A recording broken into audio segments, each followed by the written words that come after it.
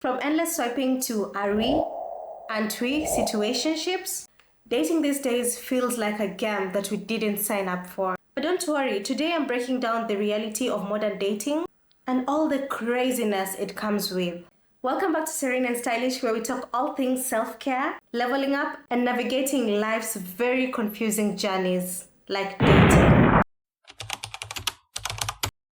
So let's start with the big one, dating apps. They were supposed to make dating easier, right? So here we are, stuck in swiping, hoping for the next better match, and ghosting. It seems like we're playing emotional roller coaster. 1 minute you're like, oh, this one seems promising. Let me see. And then 3 messages in, ghosted. And at this point, ghosting should be classified as a superpower. I mean, like, how do you disappear from the planet so effortlessly? One day you're planning for a date, and the next they are gone, and you're left wondering, did I say something wrong? Did my flirting game not impress them? What was it really? Is it my face? Is it my clothes? Is it my shoes?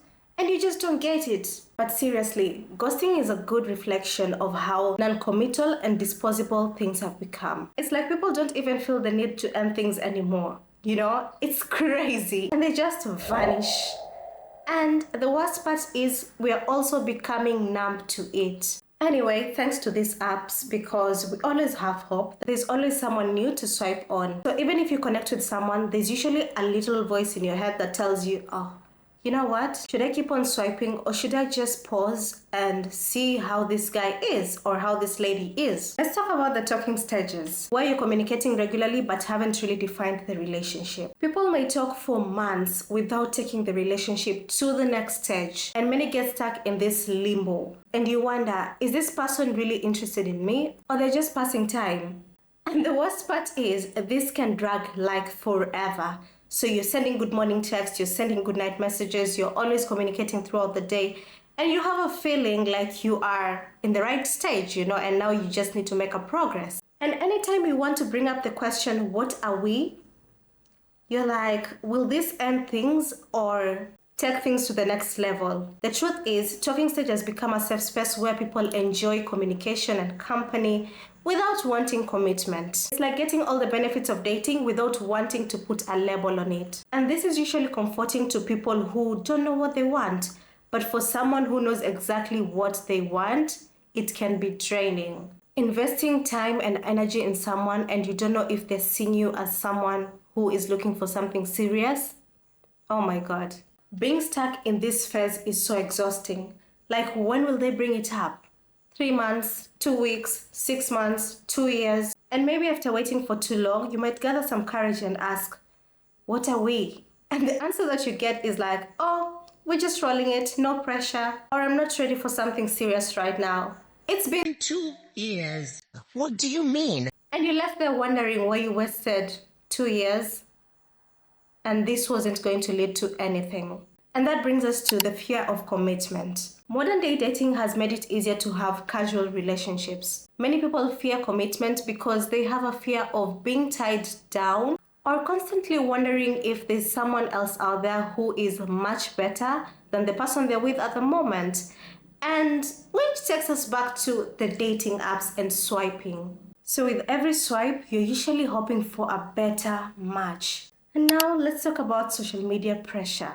Social media plays a big role in dating today, and it brings both insecurities and pressure. People feel the need to present their most curated, filtered selves online, which can make dating feel like a performance. Additionally, you're not just dating someone, you're dating their Instagram feed and dealing with the expectation that you need to measure up to what they post online. There's also an issue with online stalking because the few stages of talking with someone, they're going to ask you for your social media platforms just to gather info, which can lead to prejudging and unrealistic expectations. And let's talk about trust issues. I feel like with the modern day dating, especially swiping online and everything, it has led to very many trust issues because of the fake profiles, online dating scams, catfishing. I mean, people are more skeptical than before about the authenticity of the person they have met online before meeting in real life, which can actually prevent genuine connections. Let's talk about the pressure to be perfect, the pressure to have a perfect job, the pressure to have a perfect social life, The pressure to constantly impress people, especially on social media, can lead to a burnout. And the sad thing is that it's stopping many people from having genuine connections with other people, because when you get to meet each other, they expect to be dating the Maureen they saw on Instagram. They forget that those are just photos and they don't speak so much about a person. And the potential of these two people dating is very low. Alright, let's talk about the hookup culture. And don't get me wrong, there's nothing wrong with it. I know it's working for some people. Some people like the fun, no strings attached, and it's okay. But it feels like casual relationships have become the default. And let's be honest, sometimes the hookup culture feels less like casual fun and starts feeling like casual confusion. It's like, are we dating? Are we just hanging out? Are we in love? What's up? I'm confused. It's hard to tell and nobody really wants to ask. And I get it feels like fun and everything else. But here's the catch. When everyone is stuck on the casual hookup culture, then real relationships go nowhere and they lose their meaning. Because let's talk about it. Like one of the biggest challenges with casual dating is that you're connecting with someone on a physical aspect and nothing emotional. And emotional intimacy starts feeling so rare. I mean, we have become experts in having a good time, but when it comes to real relationship, things get tricky. The thing is, keeping it casual is easy, but until things get serious, until you start catching feelings and you're like, oops, you might be catching feelings alone and your partner is not catching feelings. You're in this gray area alone. And the thing is, being vulnerable in the hookup culture is not cool. So you end up having emotional burden and you don't know how to let it out, which is slightly not good for your mental health. At the end of the day, it leads us to sit down with yourself, have a conversation with yourself.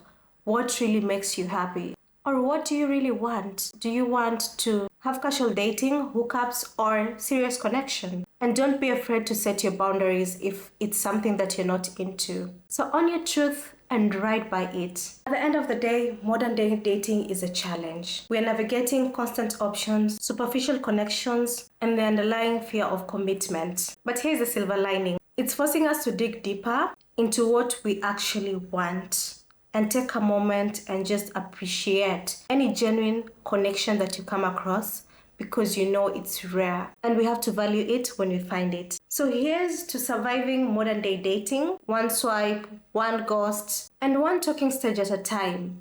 Maybe in all this chaos, we'll find what we're really looking for. And hey, if not, we'll have some great stories to tell. I mean, if you enjoyed watching this video, don't forget to hit that like and subscribe button for more insightful content like this. And don't forget to leave your comments down below about your experiences on casual dating, because every journey is about discovering what you truly want. Bye!